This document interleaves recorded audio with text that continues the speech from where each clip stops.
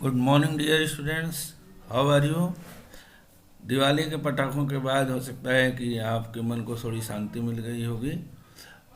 तो मैंने एक वीडियो आपके लिए डालने का प्रयास किया है कि आप कुछ पढ़ाई की तरफ से ध्यान अग्रसर किया जाए, क्योंकि आपके नवंबर के बाद दिसंबर और दिसंबर की छुट्टियों के बाद आपके एनुअल एग्ज़ाम आने वाले हैं। तो इस तरफ भी हम लोगों का थोड़ा ध्यान होना ही चाहिए। तो चलिए हम स्टार्ट करते हैं next chapter, chapter 12 reproduction in plants. Class 7th के लिए ये वीडियो मेरा प्रेजेंट होने जा रहा है, प्रेजेंट कर रहा हूँ मैं। तो लेट्स स्टार्ट कि क्या इसके मेन मेन पॉइंट्स हैं। सबसे पहले हम डिफाइन करने की कोशिश करते हैं रिप्रोडक्शन को। रिप्रोडक्शन क्या है, एंड मैं बार बार आपको कहता हूँ कि जब भी कोई भी आप कंटेंट एक्सप्लेन करें तो पहले उसको वर्ड को स्प्लिट करें। यानी वर्ड को स्प्लिट करें तो प्रोड्यूस, दो वर्ड इसमें इंक्लूडेड है। मतलब होता है दोबारा, अगेन एंड अगेन, और प्रोड्यूस मतलब क्या होता है, टू फार्म या टू जनरेट। ठीक है, तो टू जनरेट न्यू इंडिविजुअल। ठीक है, अगेन एंड अगेन, इस एबिलिटी को हम रिप्रोडक्शन कहते हैं। यानी ये एक एबिलिटी है जो ऑर्गेनिज्म के अंदर प्रेजेंट रहती है, और इस एबिलिटी के तहत ऑर्गेनिज्म न्यू इंडिविजुअल को, same kind of new individual को प्रोड्यूस करने की क्षमता रखता है। यानी an ability of organism to produce new individuals of same kind is called reproduction. अब जैसे देखो, मैंगो आप खाते हो, गुठली फेंक देते हो, बट आप ध्यान दो, उसी गुठली के अंदर सीड होता है, और सीड से एक नया प्लांट जनरेट होता है, और वो नया प्लांट अपने पेरेंट से एग्जैक्टली सेम होता है, अपने पेरेंट से मिलता जुलता है। हुआ ना सेम काइंड ऑफ इंडिविजुअल। तो इसी को हम कहते हैं, क्या कहते हैं, रिप्रोडक्शन कहते हैं। व्हीट का सीड है, अब थोड़ा से ग्राउंड में डाल दीजिए, उसमें से नए पौधे आएंगे, तो वो अपना जो पेरेंट प्लांट है उसकी तरह, उसी के तरह के होंगे। अब ये तो जो हमने रिप्रोडक्शन बताया, अगर इसकी टाइप्स को देखा जाए तो रिप्रोडक्शन दो तरह के होते हैं, एसेक्सुअल रिप्रोडक्शन और सेक्सुअल रिप्रोडक्शन। अब इन दोनों में बेसिक डिफरेंस क्या है, तो देखिए, आपको इससे पहले मैं एसेक्सुअल और सेक्सुअल रिप्रोडक्शन के पहले मैं बता दूं कि प्लांट में दो पार्ट होते हैं। एक होता है वेजिटेटिव पार्ट यानी स्टेम, रूट और लीव्स, और एक होता है रिप्रोडक्टिव पार्ट जिसमें फ्लावर आता है। तो अब इसके बाद हम इसको समझ सकते हैं आसानी से कि एसेक्सुअल रिप्रोडक्शन में only one parent is required या नीडेड, सेक्सुअल में टू पेरेंट्स आर रिक्वायर्ड और नीडेड। एसेक्सुअल में गैमेट नहीं बनेगा, नो गैमेट फॉर्म। जब गैमेट नहीं बनेगा तो जाइगोट भी नहीं बनेगा। ठीक है, लेकिन सेक्सुअल रिप्रोडक्शन में गैमेट बनेगा, और गैमेट का जब फ्यूजन होगा तो जाइगोट बनेगा। तीसरा डिफरेंस क्या है कि एसेक्सुअल रिप्रोडक्शन में जो ऑफस्प्रिंग्स प्रोड्यूस होंगे, they are exactly same to parent, उन्हें हूबहू होंगे, एग्जैक्टली सेम होंगे। ठीक है, लेकिन सेक्सुअल रिप्रोडक्शन में जो इंडिविजुअल प्रोड्यूस होंगे वो सेम तो होंगे, बट एग्जैक्टली सेम नहीं होंगे, some differences will be there. ठीक है, अब देखिए, आप दो भाई हैं, क्या ये दोनों एक दूसरे से सेम है? नहीं है ना, तो डिफरेंस है। ठीक है, इसी तरह से चौथा डिफरेंस अगर देखा जाए, new individuals arise from vegetative part of the plant. ये बहुत इंपॉर्टेंट डिफरेंस है। ये सेक्सुअल रिप्रोडक्शन में जो न्यू इंडिविजुअल्स अराइज होते हैं वो वेजिटेटिव पार्ट से होते हैं, जबकि सेक्सुअल रिप्रोडक्शन में रिप्रोडक्टिव पार्ट से ये डेराइव होते हैं। यानी new individuals are generated from reproductive part of the plant, तब सेक्सुअल रिप्रोडक्शन होगा। इसके बाद से नेक्स्ट अगर देखा जाए तो अब अलग अलग टाइप से ये सेक्सुअल रिप्रोडक्शन कई तरह के होते हैं। इसमें से जो कुछ इम्पॉर्टेंट है, सभी नहीं, कुछ जो इम्पॉर्टेंट है उनको यहाँ पर मैंने डिस्कस किया है, जो आपकी बुक में गिवन है। सबसे पहले बडिंग। अब आप इस डायग्राम को देखिए, इस डायग्राम में ये तो नॉर्मल ईस्ट सेल है। अब इस सेल के अंदर थोड़ा सा चेंज आया, यहाँ पर एक आउटग्रोथ जनरेट हुआ, और यही आउटग्रोथ जब अपना कंप्लीट जो फार्म बन गया था, इसको हम लोग बर्ड कहते हैं। अब यहाँ एक बर्ड की चेन बन गई। अब ये जितने बर्ड इस चेन में हैं, जब सेपरेट होंगे पेरेंट से, तो न्यू ईस्ट के रूप में जनरेट हो जाएंगे। तो इस तरह के रिप्रोडक्शन को हम लोग कहते हैं क्या कहते हैं, बडिंग। यानी बडिंग में क्या होता है, an outgrowth is form from parent body called bud which develop into new individuals. Example hydra और ईस्ट। इसका एग्जाम्पल याद रखिए, हाइड्रा और ईस्ट। हमने यहाँ ईस्ट को लेके एक्सप्लेन किया है, but it also taken place in the hydra. Fragmentation को देखिए, फ्रेगमेंटेशन में जो जैसे प्लांट बॉडी, जिनकी प्लांट बॉडी फिलामेंटस होती है, फिलामेंटस मतलब एक थ्रेड के लाइक लंबे होते हैं। ये थ्रेड देखा होगा ना, थ्रेड से ज़्यादा बेटर आप समझिए कि जो फीता होता है ना, रिबन की तरह से ऐसे ये लंबे होते हैं। और इनकी बॉडी अगर किसी वजह से दो टुकड़ों में टूट गई तो each piece will develop into new individual. तो इसको हम लोग फ्रेगमेंटेशन कहते हैं। ये जो पीस है ना, इसको हम फ्रेगमेंट कहते हैं। और फ्रेगमेंट से न्यू इंडिविजुअल का बनना फ्रेगमेंटेशन कहलाता है। और ये कहाँ पे होता है, स्पाइरोगाइरा या राइजोपस में होता है। ठीक है ना। अब रिकॉल कीजिए, ये फिलामेंट है, फिलामेंट ब्रेक हुआ, फ्रेगमेंट बना, फ्रेगमेंट से न्यू इंडिविजुअल बने, तो इसको हम लोग फ्रेगमेंटेशन कहते हैं। जैसे राइजोपस में और स्पाइरोगाइरा, ये एग्जाम्पल स्पाइरोगाइरा का दिखाया गया है। ठीक है। नेक्स्ट देखिए, एसेक्सुअल रिप्रोडक्शन में क्या होता है। एसेक्सुअल रिप्रोडक्शन का जो तीसरा टाइप है वह है स्पोर फॉर्मेशन। अब इसको देखिए, ये एक फंजाई है जिसका नाम है राइजोपस, और ये उसकी वेजिटेटिव बॉडी है। वेजिटेटिव बॉडी से एक स्ट्रक्चर निकलता है, उसके ऊपर एक यहाँ पर क्या जनरेट होता है, यहाँ पर एक स्फेरिकल स्ट्रक्चर बनता है जिसको हम कहते हैं स्पोरेंजियम। क्या कहते हैं इसको, स्पोरेंजियम। और इस स्पोरेंजियम के अंदर छोटे छोटे माइन्यूट स्पोर्स बनते हैं। जब ये स्पोरेंजियम ब्रस्ट होगा तो ये स्पोर्स बाहर निकल जाएंगे and they spores generate to form new individual. तो स्पोर से न्यू इंडिविजुअल बनने के टाइप को हम लोग स्पोर फॉर्मेशन कहते हैं। यानी और ये स्पोर कई तरह के बनते हैं, यानी different kinds of spores are form like zoospore, motile, ये मतलब मूव करते रहते हैं, कोनिडिया नॉन मोटाइल होते हैं, जेम्यूल, ये सब मतलब स्पोर के नाम है। आप याद रखिए कि reproduction by spore is called spore formation. और ये कहाँ पे होता है, राइजोपस में होता है और पेनिसिलियम में होता है। पेनिसिलियम एक फंगस है। और इसके अलावा ये फॉर्न जो होता है ना, आपने देखा होगा कि गमले में ऑर्नामेंटल प्लांट के रूप में ग्रो होते हैं, उनकी पत्ती को आप ध्यान से देखना। आप पत्ती के साइड में देखिए, इस तरह के आपको दानेदार स्ट्रक्चर दिखाई दे रहे हैं। तो ये ग्रुप ऑफ स्पोरेंजिया होते हैं जिसको हम लोग सोराई कहते हैं। तो इन्हीं स्पोरेंजियम के अंदर क्या बनते हैं, स्पोर्स बनते हैं। तो ये भी स्पोर के द्वारा रिप्रोडक्शन होता है, स्पोर फॉर्मेशन। अब चौथा जो टाइप है वो वेजिटेटिव प्रोपोगेशन। इसमें भी सिंगल पेरेंट रिक्वायर्ड होता है, इसलिए इसको वेजिटेटिव प्रोपोगेशन कहते हैं। अब इसमें क्या होता है कि प्लांट के वेजिटेटिव पार्ट जैसे स्टेम, रूट या लीफ से न्यू प्लांट जनरेट होते हैं। अब जैसे देखिए, रोज है, जिंजर है, बनाना है, शुगर केन है, पोटैटो है, इसमें स्टेम के छोटे से पीस को सॉइल के अंदर डाल दिया जाता है, उससे नया पौधा जनरेट हो जाता है। आपने शुगर केन को देखा होगा, शुगर केन का एक छोटा सा पीस कट करके खेतों में डाल दिया जाता है, और उसी में जो स्टेम में जो एक्सिस होती है ना, जहाँ पे बर्ड प्रेजेंट होते हैं, उन्हीं बर्ड से न्यू इंडिविजुअल जनरेट होता है। जैसे इस पौधे में देखिए, ये नोड है और नोड के पास एक्सिस है, ये बर्ड इन एक्सिल, यहाँ पर बर्ड्स पाए जाते हैं और इन्हीं से नए प्लांट रीजनरेट होते हैं। ठीक है। तो एक बात यहाँ इंपॉर्टेंट है, वो याद रखिएगा कि जो स्टेम का पीस होगा उसमें नोड का होना जरूरी है। अगर आप यहाँ से और यहाँ के बिना नोड वाले पीस ले लीजिएगा तो इससे नया पौधा जनरेट नहीं होगा, क्योंकि वहाँ बर्ड है ही नहीं। ठीक है ना। इसी तरह से रूट का भी पीस, इसमें डहेलिया है, कैरेट है, रेडिश है, शुगर बीट है, तो इनसे नए पौधे रीजनरेट हो जाते हैं।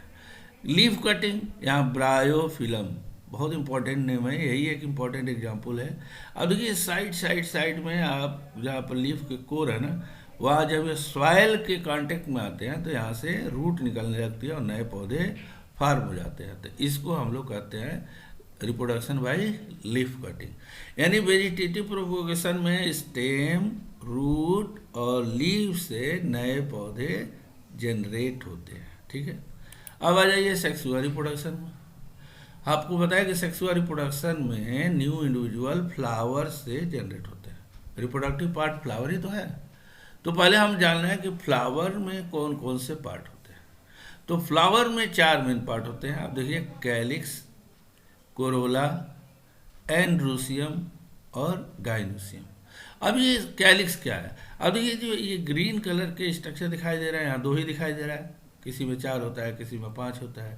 तो इस ग्रीन कलर के स्ट्रक्चर को जो बड के स्टेज में फ्लावर को कवर करके रखता है, उसको हम लोग कहते हैं सेपल। अब एक यूनिट को हम सेपल कहेंगे, क्योंकि 3, 4, 5 यूनिट होते हैं, तो उनके ग्रुप को हम कैलिक्स कहते हैं। यानी कैलिक्स क्या है? एक ग्रुप ऑफ सेपल। इसी तरह से कोरोला एक कलर्ड पार्ट है। देखिए, इसमें 1, 2, 3 है, 4, 5 भी हो सकते हैं। तो ये जो ग्रुप ऑफ पेटल होता है, देखिए कोरोला क्या है? Group of petal. याद ध्यान रखिएगा, ये सेपल है और ये पेटल है, एक ही चीज़ नहीं है, दोनों अलग अलग है। सेपल कलर्ड होता है, फ्लावर का कलर सेपल की वजह से होता है। कोई फ्लावर रेड होता है, कोई फ्लावर येलो होता है, कोई फ्लावर ब्लू होता है, तो वो उनके सेपल की वजह से होता है। ठीक है। और ये इंसेक्ट को अट्रैक्ट करते हैं पॉलिनेशन के लिए। एंड्रोसियम ये मेल रिप्रोडक्टिव पार्ट है। अभी ये जो देख रहे हैं ना यहाँ पार्ट, ये थ्रेड लाइक स्ट्रक्चर है, इसको हम लोग फिलामेंट कहते हैं। देखिए, ये फिलामेंट है। और ये येलो कलर का जो स्ट्रक्चर है, इसको एंथर कहते हैं। और एंथर और फिलामेंट को मिला करके स्टैमेन कहा जाता है। क्या कहते हैं इसको? स्टैमेन।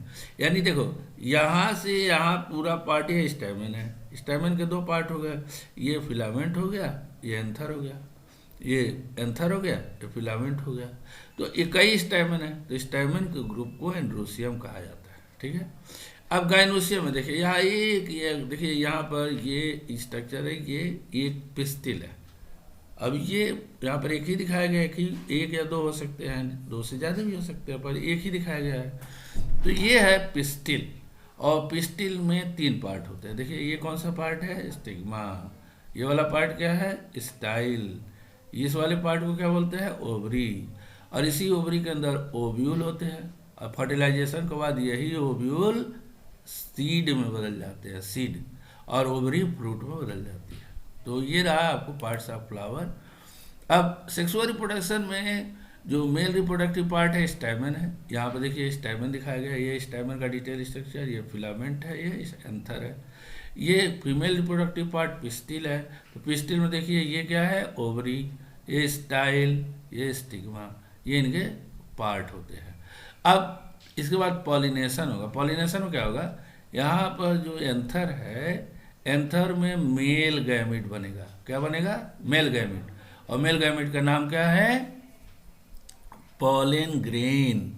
अब ये पॉलन ग्रेन यहाँ से जब बाहर निकलेगा, तो हवा के द्वारा या वाटर के द्वारा, बाई एनी मीन्स, ये पहुँचेगा स्टिग्मा पर। इसका टारगेट क्या है? स्टिग्मा। अब स्टिग्मा पर जब पहुँचेगा, तो इस प्रोसेस को हम पॉलिनेशन कहेंगे।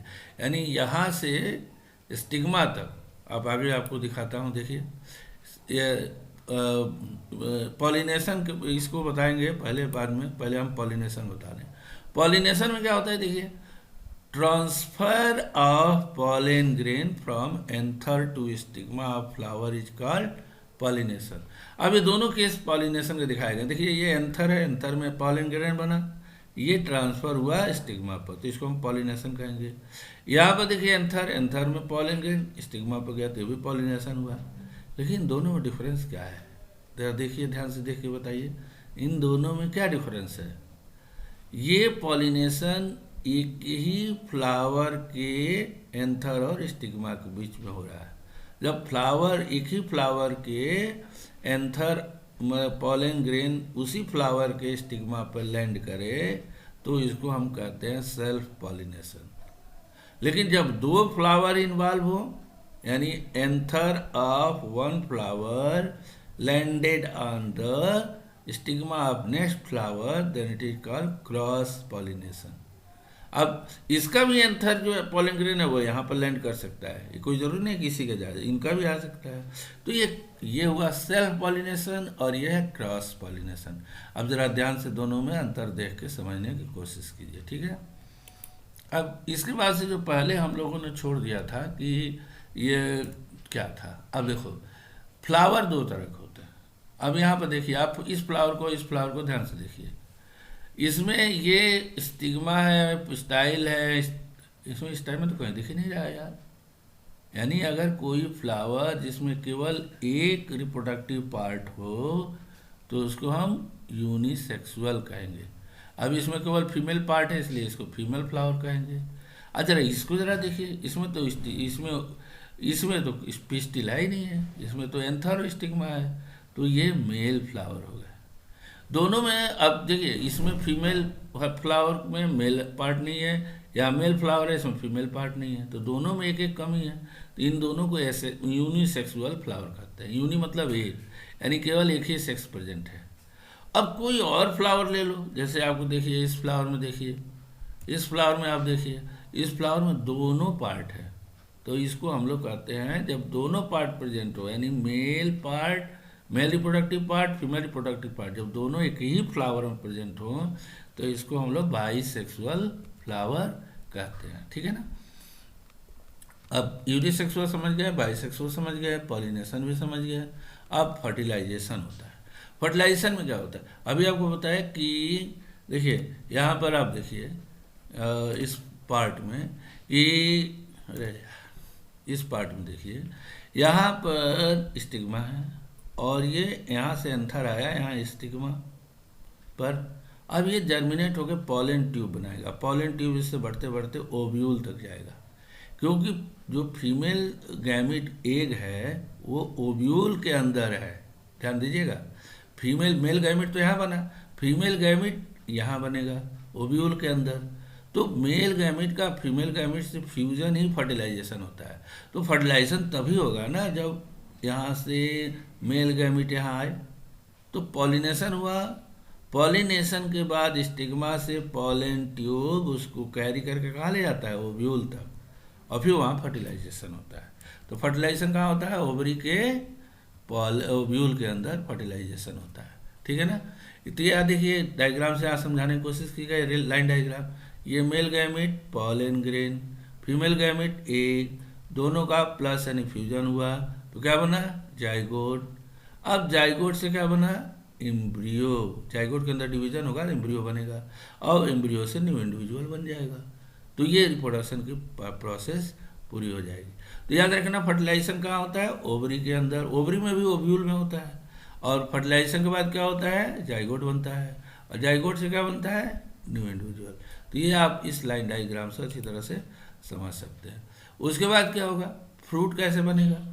देखिए जो ओवरी है ना, ओवरी मैच्योर होगी फर्टिलाइजेशन के बाद, ओवरी कन्वर्टेड इनटू फ्रूट, यानी जो हम लोग फ्रूट खाते हैं वो ओवरी होती है, वही फर्टिलाइजेशन के बाद फ्रूट बन जाता है। और फ्रूट कई दो तरह का होता है, ड्राई फ्रूट आपने देखा होगा, जूसी फ्रूट देखा होगा, मैंगो देखा होगा, एप्पल देखा होगा, नहीं है, पियर्स देखा होगा, तो वो उसमें सब में जूस होते हैं। ठीक है ना। लेकिन ड्राई फ्रूट जैसे काजू है, किशमिश, बादाम, इनमें जूस नहीं होता है। तो फ्रूट दो तरह के होते हैं, सैकुलेंट फ्रूट और ड्राई फ्रूट। तो इसमें किसी के जो बाहरी आवरण होता है ना, जिसको हम लोग पेरिकार्प बोलते हैं, फ्रूट बाल। तो फ्रूट बाल मतलब कोई फ्रूट है ना, उसमें दो पार्ट होता है, एक फ्रूट बाल होता है, और फ्रूट बाल, और दूसरा क्या होता है, सीड होता है। अब फ्रूट बाल में 3 लेयर होता है। फ्रूट बाल को हम लोग कहते हैं पेरिकार्प। पेरिकार्प में क्या होगा, 2 पार्ट होंगे, 3 पार्ट होंगे पेरिकार्प में।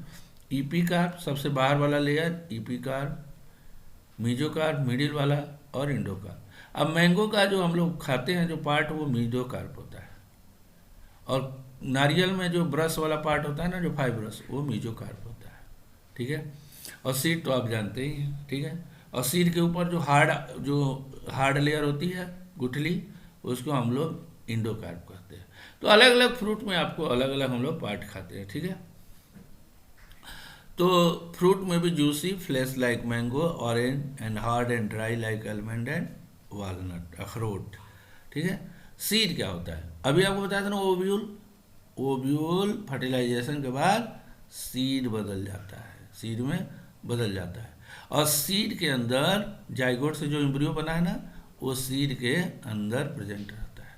अब देखिए ये चने का सीड है।